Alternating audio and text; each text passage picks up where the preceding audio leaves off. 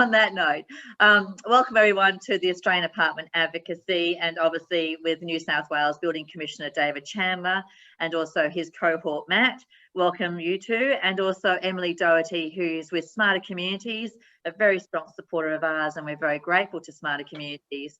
But also Emily sits on the New South Wales SCA board, and obviously is heavily involved with what's happening with this new research study that the Building Commission is about to get started with.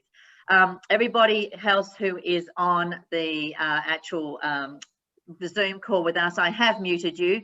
Don't take it personally. There is a chat button down the bottom, so if you have a question, please pose that, and then I will pose that as we move through this session. So David, just give us a quick update. How is things going in terms of then making this future-proof in New South Wales with our apartment sector?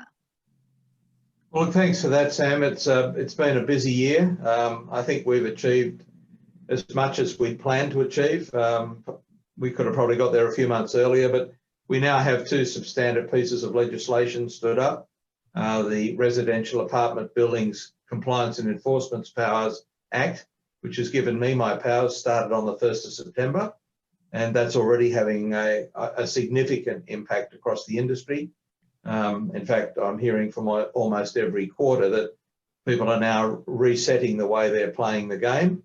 And for buildings that have been built or are nearing completion, probably they're going to take some work. But I feel very positive that buildings that are going to start as we lead up to the beginning of the Design and Building Practitioners Act starting on the 1st of July next year, I feel very confident that the industry's in what I call the big reset.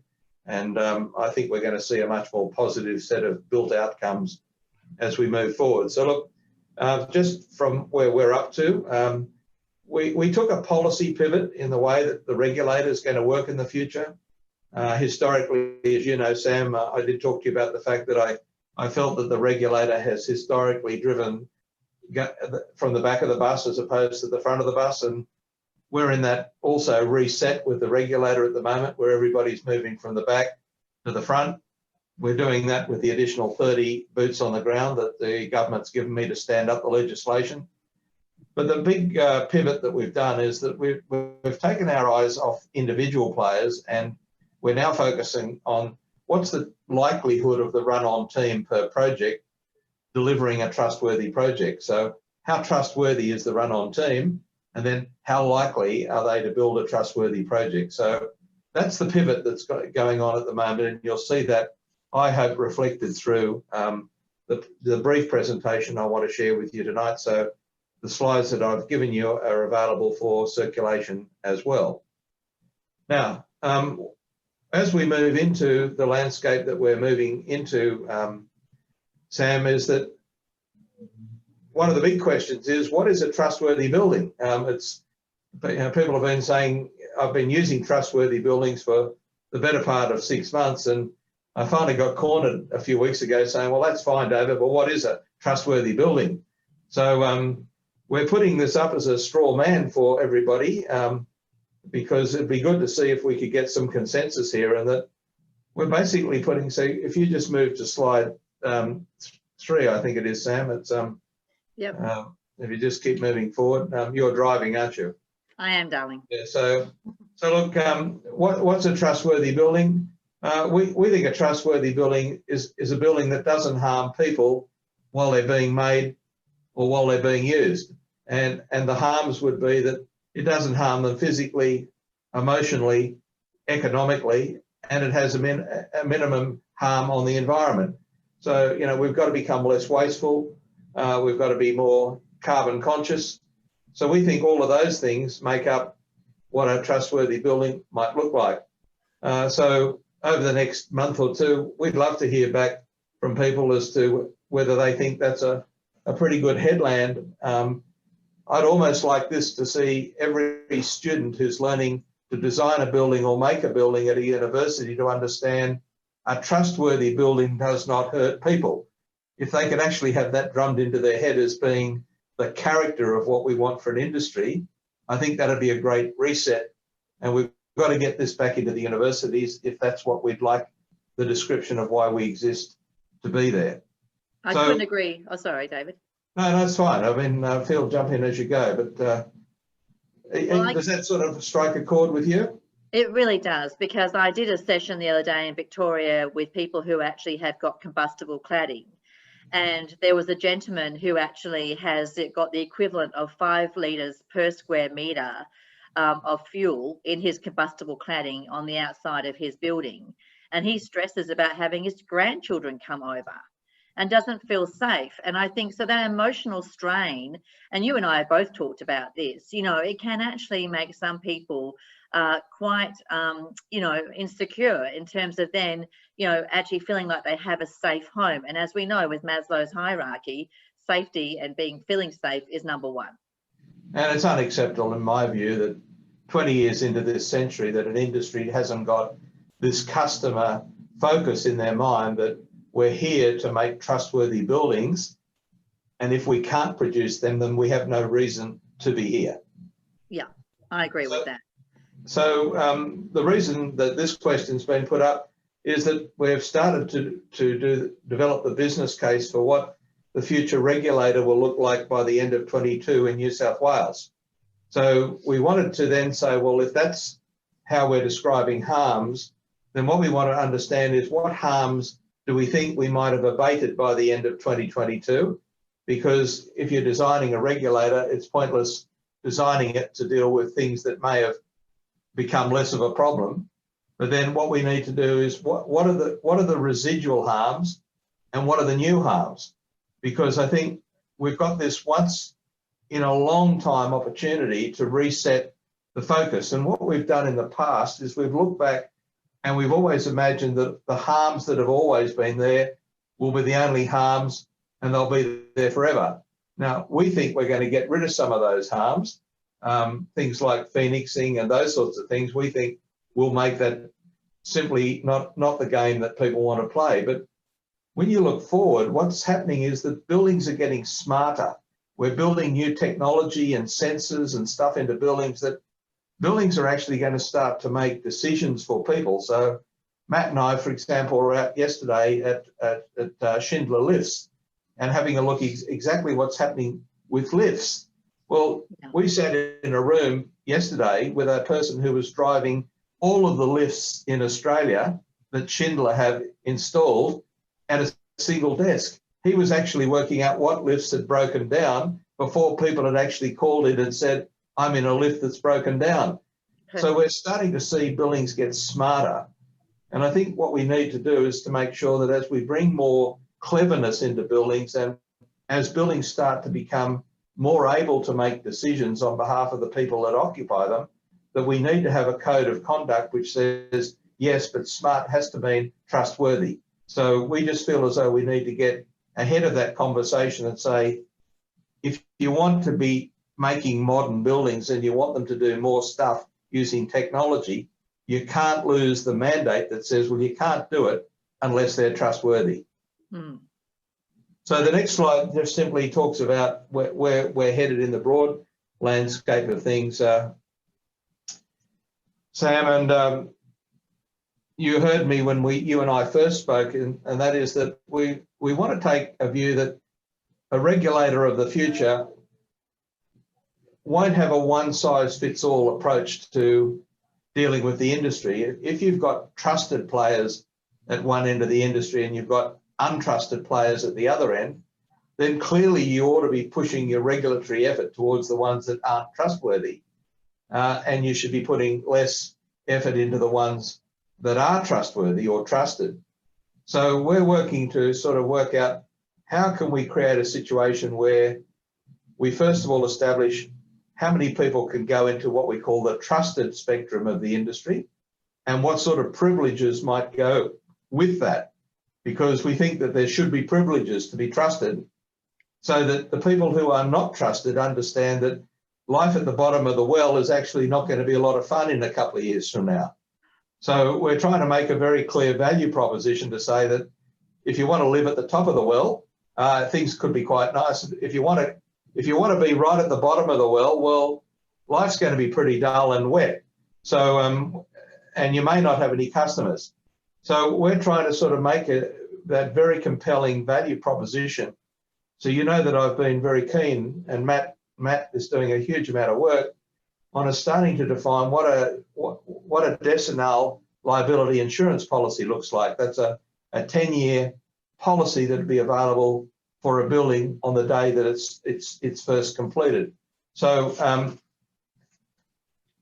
what's important about that is that we're now starting to put some structure around what might form the basis of that.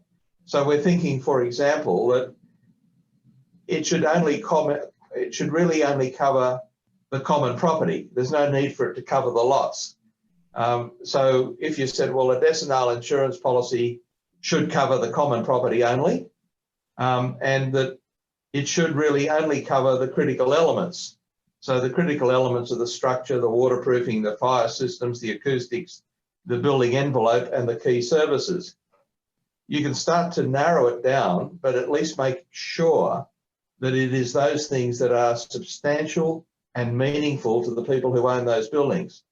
Yeah. So we're designing our whole regulatory focus around the things that are big ticket items in the future will be those things that attach to the common property. Things that are lesser of importance to us will be those things that attach to the lots. So we'll be designing, for example, when you'll see at the end of this, that we're wanting to encourage strata bodies to make their first reference of serious defects to the Office of Fair Trading early, so that we can actually start to target those things, and I'll come to that as we move forward. Well, and you and I know, David, that when people move into an apartment, they're looking at their, carpets and their, their kitchen, kitchens, cabinet tops, and whether or not the sliding door works. What they're not being aware of is whether there's any latent defects. And you're correct, the water membrane and also the structural element of the building is crucial. You can have a great finishing inside your apartment, but if the shell is not correct, then you might as well just move straight out. Yeah. So, and don't forget, in that early phase, the love fest is still on with the developer and the builder. Correct. So you're more likely to get the scratch on the bench top fixed, but none of you will have turned your mind to the quality of the waterproofing under the tiles in the bathroom. Correct.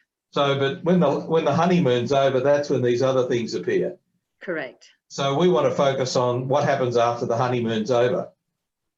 Great. That's what we need. So look, you've asked me to talk to this survey that we want to do in collaboration with Strata Communities Australia. And you remember that the time we spoke, we were looking to explore who were the various providers who could provide research to us that informed us on some of this information that we think we need to have. And we explored talking to a couple of universities, and what we really found is that they were really more focused on bolting us onto their life work of research rather than doing a contracted piece of research that gave us what we wanted to know. Yeah. And then we found that the price and the time duration of getting that work was simply of no value to us, because it would have been 3 years away and we want stuff in 6 months. Yeah. So we have no appetite for time being wasted. So we stood back and said, well, what's another way of taking this on? And we've spoken to Strata Communities, and Chris has been really helpful on all of this, and that is that the problem is that we've got poor quality residential buildings, but the full extent of the problem is really unknown. We don't know the details. I mean, the last published reports talked about 85% of buildings having defects. Well, that's a bit like taking every defect that ever existed, throwing it into a washing machine, mixing it all up and saying, that represents 85% of all the defects in the world. Well, that's of no help to me at all. So what that did was, we've seen a lack of this information continues to undermine consumer confidence, but more importantly, we see the litigation costs, Sam, as being out of control, and we can see an industry of litigators. I'm not saying that they're not well intended, but it is a bit of a factory, and once you get a bunch of strata community folk on board for a litigation, it's got a journey of its own, and its ultimate cost is unfathomable at the start.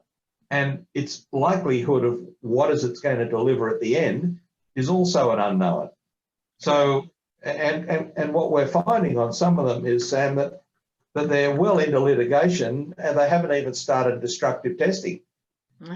Okay. And, you know, so why would you want to get onto the battlefield and not know what you need to know? Correct. And so we need to know that stuff. So it is a huge risk for the owners corporations too involved in that, because they are being guided around the principles of law and how they protect their rights and everything that they need to know. And what that means for them is they're spending so much money going down that process rather than actually dealing with the defects. So then they're living with these problems and fighting a court case at the same time. So, you know, that puts a lot of stress on an owners corporation. Well, there's a multiplier effect when it comes to financial, right? And the last thing we want to see is actually anyone in an apartment building, A, facing the defects, and then B, facing litigation costs. And David and I spoke about a case last year where it got thrown out of court, and that was exactly what happened. The owners corporation had a massive bill and also the defects. And then you're looking at its strata improvement loans, and, you know, it just becomes, you know, a bit of a kind of like downward spiral. So we're all on the same page in terms of wanting to make sure that we can provide that early advice and help people, you know, make wise decisions. So while we think New South Wales has got it right, there'll never be 100% what right looks like, but we think the New South Wales legislation, the Design and Building Practitioners Act, sets it up. The big fault lines up until now have been inadequate design and construction that doesn't reflect quality design. We think the RAB, and most importantly in the Design and Building Practitioners Act, it also calls out the critical elements. That's the structure, the waterproofing, those things that we want to follow through the building. So I think John Tansey, who was the head behind that legislation, has done an amazing job. This is, I mean, for me to be able to come in and just simply hop on that horse and ride it, he's built this horse, and so I think we're in a good place. I'll take all the credit though for the RAB Act because that's my immediate powers act, and that allows me to get on that horse and give it a good stirrup. So, but John's set this up really well. So the power that we've now got under the RAB Act is that I can call in documents for buildings that are completed and under construction. Now, for a regulator, that's the first time we've had powers, really big powers, to call in all the documents for a built building. We've got powers to go in uninvited, except into obviously the lots. We've got powers to open up. We've got powers to issue rectification orders. We've got powers to issue substantial fines.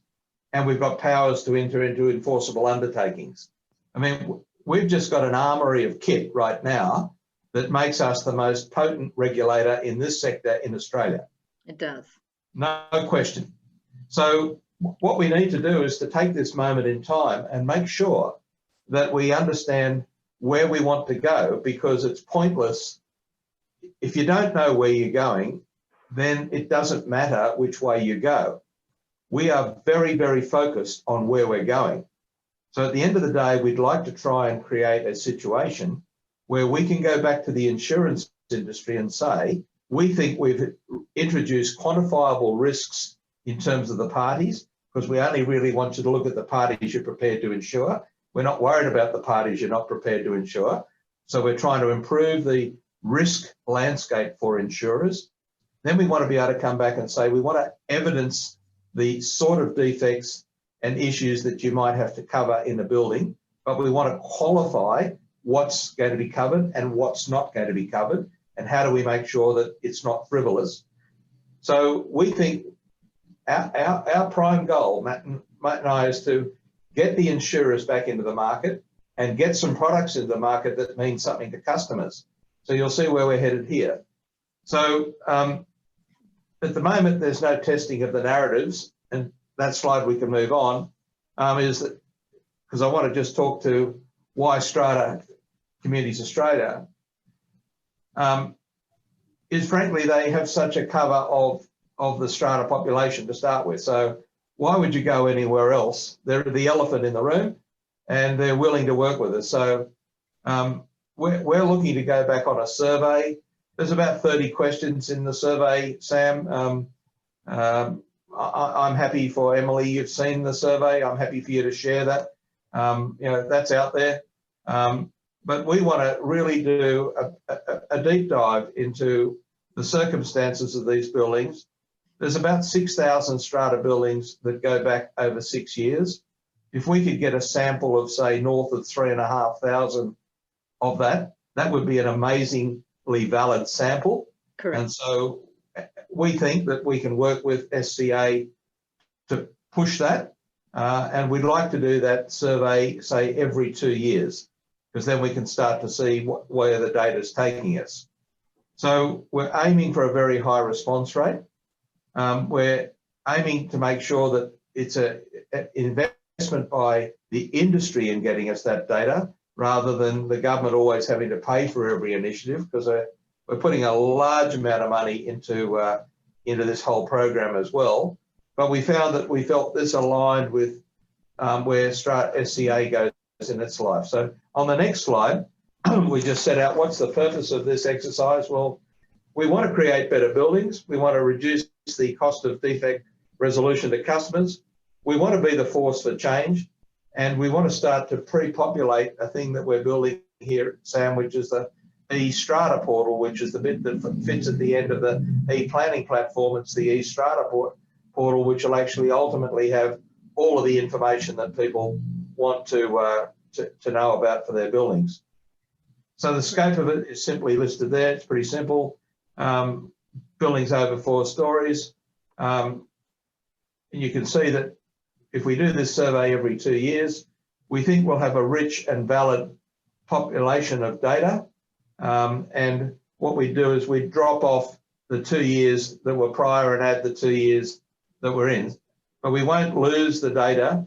We'll run a trailing histogram to make sure that it always remembers where we've come from, so that we can always look back and say, well, it looked like that, and now it's starting to look like this.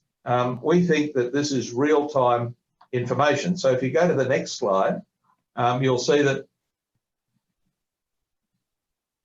our next goal is to convince owners' corporations to go to the Office of Fair Trading and lodge their complaints there first.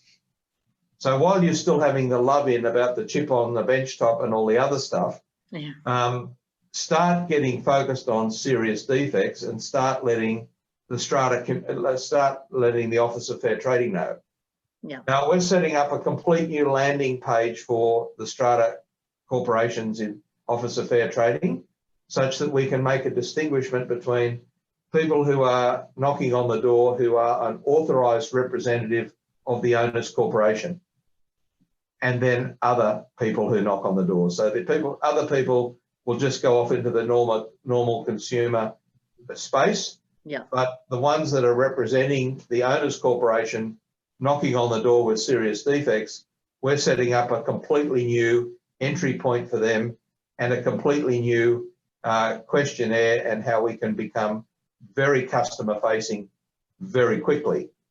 So, and why we want that is for a number of reasons. When they make that complaint, we can immediately start testing for the granularity of, is it a structural matter? Is it a waterproofing matter? Is it a fire matter? Is it an enclosure matter? Or does it relate to services or acoustics? We can immediately start building up more knowledge about what the substance of the matters are that are out there that are offending buildings that have been made or are being made. So when you look at it, there is no granularity out of an NCAT matter. There is no granularity out of a matter that comes through the Supreme Court. So the only place that we're going to get granularity is if owners' corporations go to the Office of Fair Trading first. And the other rule that will be established here is that if anybody sticks a microphone up my nose and says, oh, Commissioner, what about that building over there? My simple answer will be, if it hasn't started its journey at the Office of Fair Trading, A, I don't know about it, and B, I'm not responding to it. Yeah. Because I've just got to get people focused on that's where we want them to go, because we know where we're going, and it's important that they know where we're going and why. Okay, so this is a terribly important time for us in terms of plotting what we think it should look like. So we're hoping that we'll see, certainly in the next year or so, more people reporting to the Office of Fair Trading than heading off to NCAT and the courts. We think that the moment we start doing that, that we'll get to these, what we call critical element or major defect issues quicker with the powers that we've got. I mean, we have extraordinary powers in New South Wales now. We've just, even using them before I had them, we call them the soft powers up until the 1st of September. But, we just had one developer pull out 370 bathrooms on a project 10 weeks before occupation in Sydney and do it with a smile on his face. Oh. That is unheard of, right? Right. Now, initially it was, why are you picking on me? Don't you know how much this is going to cost? And, we exchanged letters last week and he wrote to me, he said, thank you, Commissioner. We've learned so much out of this. We've changed the entire way we're going to approach building buildings. And we'd just like to congratulate you for the way you've stepped in and changed the game for our company. Now, this guy had just finished, I reckon, $6 million worth of remediation voluntarily without me using my powers at all. Well, at the end of the day, that's what we want to start seeing, Commissioner. And I actually really applaud you because there's nowhere else in Australia that actually has this portal, which is dedicated to apartment owners and also defects. They typically go through, the General Building Commission, which deals with standalone house and packages, renovations, and then apartments, you know what I mean? And there's no breakdown of data telling us what ratio of apartments are being reported with defects. It's like this forest and we can't see the trees. Does that make sense? It is. And look, Sam, we're building this capability, so I expect we'll have a pretty competent sort of platform by January, February. The other thing that you should be aware of, we won't touch on in this presentation, is some of the public-facing dashboards that we're building. So, for example, we'll start to rate the intensity of these matters as well as red, green, and amber, so that in fact we can actually show the character of it. So if it's a structural issue, is it green, amber, or red? Because we want to actually give far more insight, not only to politicians and to the media and to consumers, but back to the industry. Because this job I was on today in Wollongong, we pointed out 3 or 4 matters. In fact, we did destructive testing voluntarily. It was our first day in on an OC audit, and I said, I'd really like all those tiles off and have a look behind in the wet area. He said, not a problem, I'll have somebody up here right now. And off they came. And look, it wasn't perfect. And there was a couple of things there. And I said, look, it's not enough for me to get nasty about the whole building, but it really is enough to say if I see it again, I'll get nasty about your next building. Yeah. And he said, Commissioner, what we will do today is we will send a practice note throughout our firm to say this is the detail that we will not repeat again. Now, how big is that? Well, I think that's impressive because I think they understand that you have the power. And, with all due respect, Commissioner, but if you didn't have that power, would they be as responsive? I don't know. But You are leading by example and you're demonstrating that you're committed. And the fact that you actually are saying to them, pull up those tiles, indicates that you're prepared to go below the surface, right? And that's where we need to start going, because otherwise we're going to keep building shoddy apartments and keep having this issue down the track. And Sam, I think the key to it too is the time. So when we're talking about this is happening before anyone's moved in. This is happening before it's a disaster. And when we're talking about what we're, reporting, as the Commissioner has said here, reporting to the OFT first, that's going to speed up the process. And speed in this whole thing is critical. That's where the owners start to get things come undone because it takes such a long time. And Commissioner, you actually issued a communication out a few weeks ago now that said you'd issued a notice or a rectification order in September, and the response from that developer was actually extremely positive. So we are seeing a shift here in how people are responding to this, and that's huge. But you have to Yeah, set I mean- benchmark standards. If you don't set benchmark standards, then they're always going to actually then go for the cheapest option. But the fact is that water membrane you cannot be cheap with, right? We all know that. And you cannot be cheap with, you know, the way we actually structurally build a building, right? But unfortunately, when you've got developers screwing down the builders and the builders screwing down the subbies, something has to give. And it should not be about the quality of the build. I agree with that. You know, that's why the RAB Act is so powerful, because it's an opportunity for me to intercept an occupation certificate and say, sorry, until this is fixed up, you ain't getting one. Now, Well, and that's where the money is, right? Is in settling. That's where the money is. That focuses the mind like nothing else, let me assure you. Absolutely. But, well, especially if they're paying interest on that loan. in fact, this poor developer who's just done 300 odd bathrooms, at one stage he was getting a bit nasty and, well, no, he was getting a bit emotional. He wasn't getting nasty. And he said, Commissioner, don't you know how much this is costing me? I said, not my problem. Yeah. And so that probably didn't help quell his feelings at the time. But look, you also need to know that the government here, Minister Anderson is just so 100% committed to this. You know, I'll have 30 OC auditors in the field by the end of November. I've already got 30 out there. Now, these are brand new people who've never worked in government before. Yeah. These are people who are architects, engineers and builders who've got at least 15 years experience. So when we take them out onto the jobs, I'm just so blown away by the quality of people that we're setting loose to do these audits. So this is no longer David Chandler dependent. I mean, I could just fall over right here, right now. Matt could finish this presentation and I would know confidently that we've got a field of occupation certificate auditors out there right now.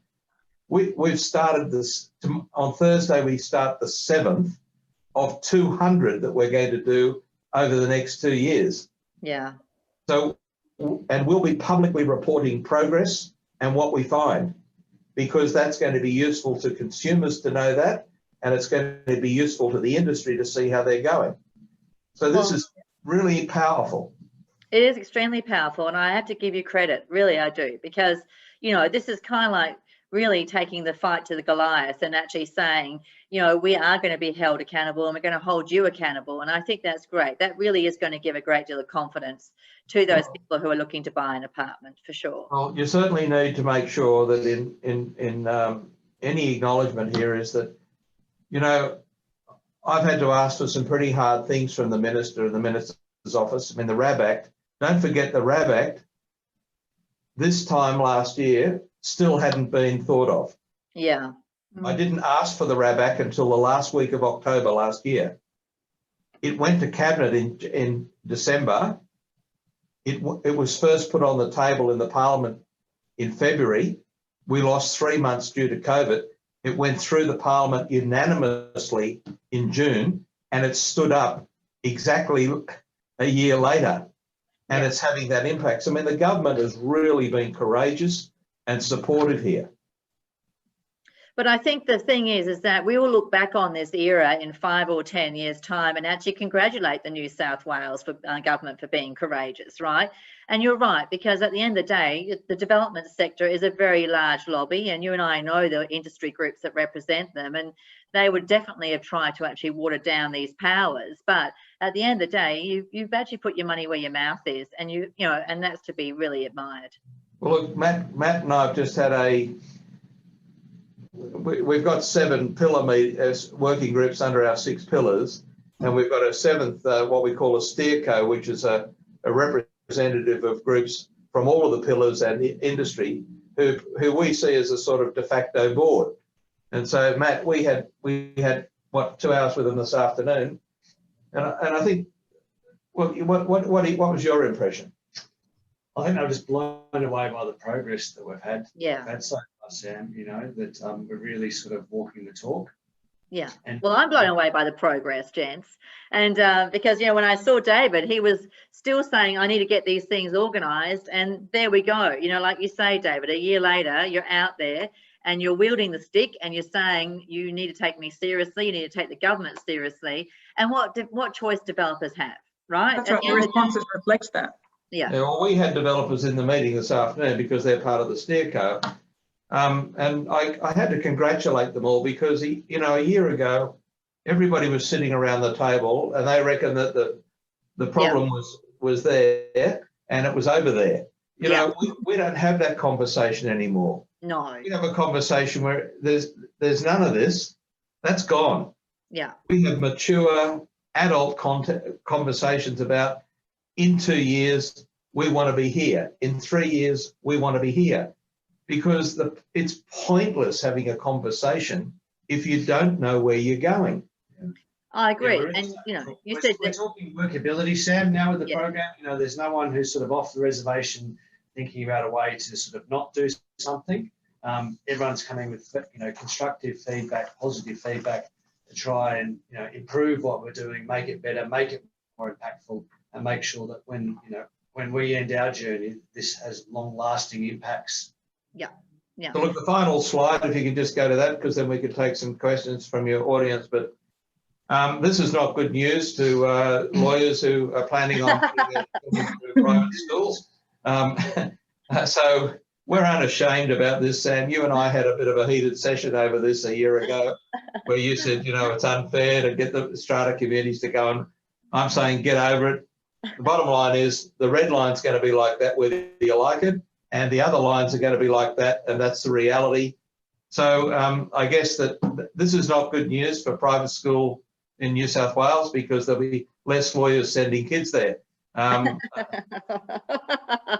my problem. Okay. Well, darling, we just had COVID, right? And everybody had to adapt to COVID, and we actually managed to do that on a global scale. Really, this is really, in comparison, not as big as COVID. So if we can adapt to COVID, we can adapt to anything, right? And I think at the end of the day, you and I were both on the same page about the fact that it's not fair that someone moves into an apartment and then they have all this stress and strain with no one wanting to take responsibility, right? That's a major issue for all of my community. The number of times I'm getting phone calls from people asking about defects, and it still surprises me, David, how few people in a building actually get a building inspection done, on an annual basis. Like, you really, why wouldn't you do that? Like, even if it's $12,000, we're talking about a $70 million build.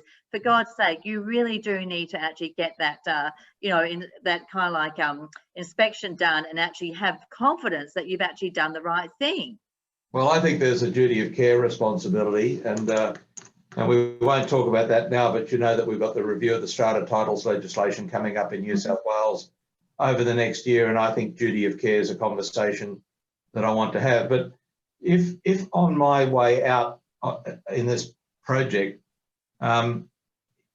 if consumers could see that as a result of them reporting to the Office of Fair Trading more often, and the number of matters going to NCAT and the Supreme Court, I mean, if that was the graph that was on the wall as I walked out at the end of this at 2022, I'd like to say that's job done. I mean, if consumers can't say, I should be feeling more confident, then I don't know what indicator that they would want, but I think that's pretty compelling.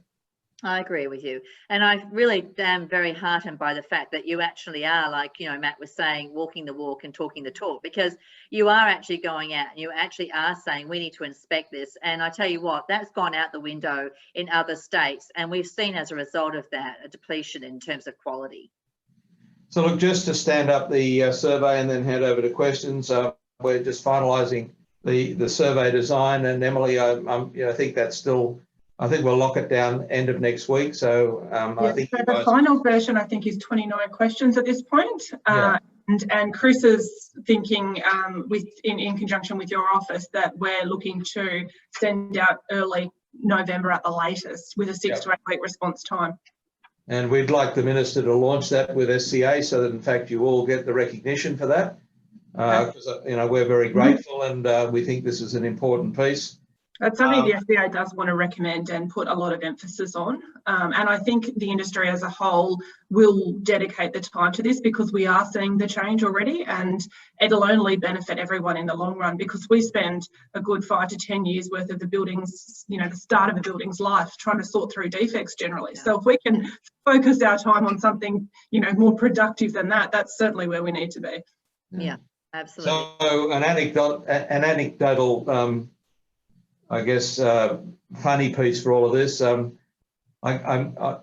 The work we've done in tearing up wet areas has really reset the compass for the subcontractors who are in there doing waterproofing, because suddenly they've become the developer's new best friend in New South Wales, and the developers are calling them and saying, "Okay, what do I need to do? What have I got to do with this bathroom?"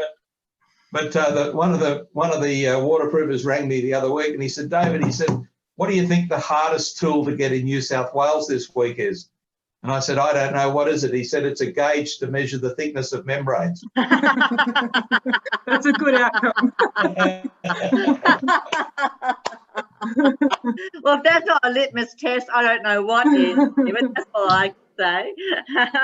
Okay, so over to questions for you guys, and thank you for having us. Oh, my pleasure. So I was very encouraged to actually hear what's going on, because obviously, you know, it's important that, you know, I cannot tell you, even on my apartment building, we're actually having, we've given permission for residents to actually install sunshades on their actual balconies. And I've actually insisted, and one of the conditions of that application is that they actually have to have the water membrane manufacturer come out and inspect every installation and make sure that they actually have sealed that balcony properly, so that we can maintain our 10-year or 20-year warranty period. Now, I know this because we've, you know, just completed an education kit, but I can tell you now, David, 99.99% of people out there who buy apartments have got no idea. So between the two of us, I'm sure that we're actually going to start to actually ask those questions. And I'm sure between us, we can actually give developers a big headache, which I don't have a problem with at all. Now, I do have some questions here.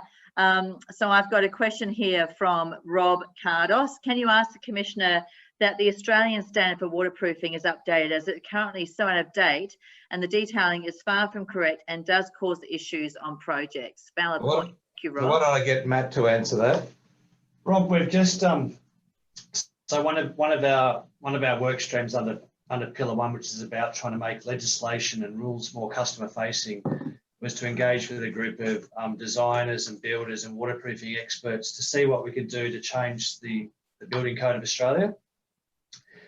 And one of the sentences, so we ended up, that started in March, and now just last week we submitted a proposal for change to the Australian Building Australian Building Code Board to change Part 1 of the Building Code to improve waterproofing. And one of the key lines out of that proposal, which I really like, is that water and gravity are inextricably linked. Yes. So what this proposal is trying to do is make sure that water always follows gravity and goes to an exit point. Correct. Basically saying that, you know, we can use membranes and other things to try and waterproof balconies and wet areas. But if that's not applied appropriately, or if someone walks through that membrane and damages integrity, we've got to make sure that the foundational structure is allowing for the water to exit that space. That's a more sustainable solution. Correct. We've just launched that last week. That's great, because in fact, we have just developed this education kit, which is a 4-part education kit in WA. And one of the questions that we have in our, both for the buyer and also for the settlement process, is to actually ask for a flood test on your balcony, and to make sure it actually goes towards where it should be going, i.e. the drains. In your bathroom. Yeah, in your bathroom.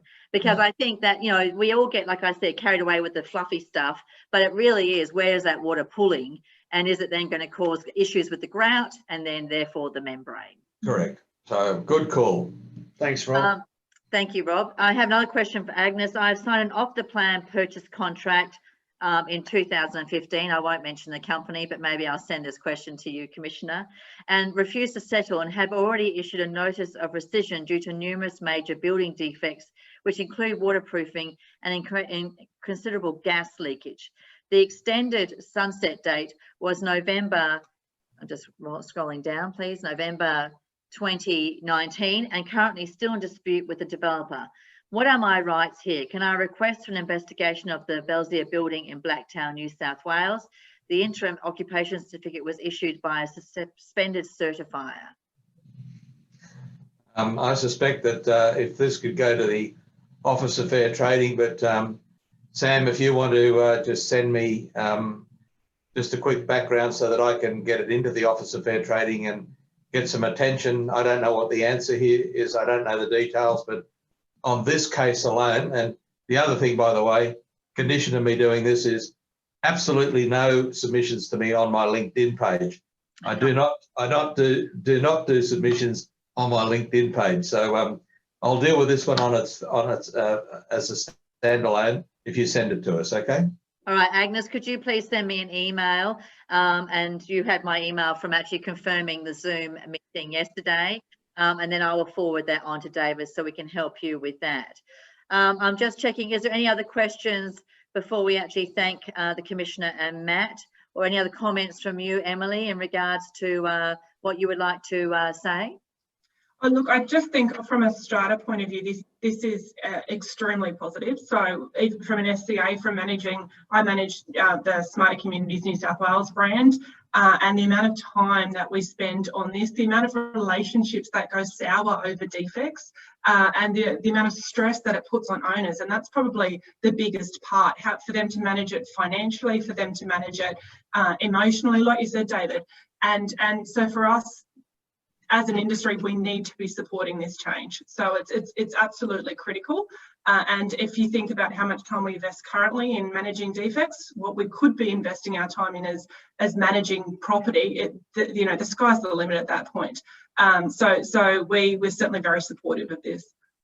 And certainly Commissioner Tim Lee from Smarter Communities also just sent me a little message, and I also wish to reiterate that anything that we can do, please, to communicate to my database about the fact that if you do see a defect, please bring it to your strata manager's attention, because then obviously this research is currently going underhand, and we really need to make sure that we actually capture all the information. So whatever messages I can send out for you, Commissioner, or otherwise Smarter Communities, please let us know. We would be more than happy to help you with that. Well, the key message for us has got to be when this survey hits the ground on the early November, please just encourage every strata community and every strata manager to get it turned around. This is just such important information. So if that's what you're offering us, then we'll take all that support. Absolutely, 100%.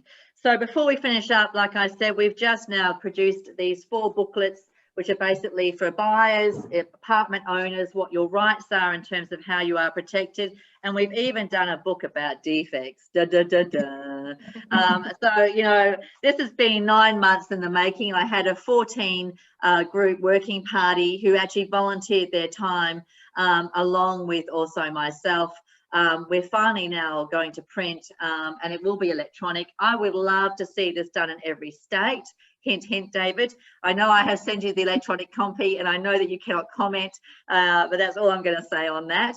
But we do need to empower our buyers. You know, you're coming from a top-down approach. I'm coming from grassroots. Between us, we're going to squish the developers in the middle. But if people are coming in and saying, I want to see your water manufacturing, like, you know, basically warranty period, or I want to see your acoustic testing, or I want to basically put a marble on the floor and see which way it rolls in terms of them where the water should be actually draining, oh, they're going to hate me. As you can imagine, I have invited UDA and Property Council to the launch of this. I'm still waiting to hear if they're coming, but that's not an issue for me because like you and I, David, and all the people who are on this chat, we're all about the consumer. And that's where we actually ultimately need to be, right? Is protecting our consumers, especially when you're looking at Sydney, you know, by 2041, another 1 million houses. And we both know that basically 75% is going to be apartments. So we do trustworthy buildings is the game. So if you're not in the game of trustworthy buildings, then get out. Correct. Well, I agree with that 100%. Now, it would be remiss of me not to actually thank my sponsors who obviously make these kinds of events possible. And obviously, it's very important that we actually do acknowledge Smarter Communities, who are one of our major national sponsors. And obviously, I do this all on a voluntary basis. But I do it because I have a passion, and certainly we are very grateful for what's happening here in the New South Wales division, because I have no doubt that this state's going to lead the rest of the nation, and we're looking forward to watching and seeing how things roll out. So we will be obviously sharing this dialogue via our database. I know Smarter Communities are also looking to share this database via their Strata lot owners. They have 90,000 Strata lot owners. I only have 10,500. So between us, we're going to reach a good number. But I think it will start the dialogue for the other states, and it will certainly make New South Wales feel pretty proud that you've taken the lead. So well done, Commissioner. Well, thank you for having us. Our pleasure. I look forward to staying in touch. Cheers. Bye now. Thank you everyone for joining us today. I will send this video to you post the event, and I hope that you're all having a great afternoon. Thank you. Thank you, Tim. Thank you, Emily. Thank you, Thanks, Dave. Dan. All Bye right. all. Bye all.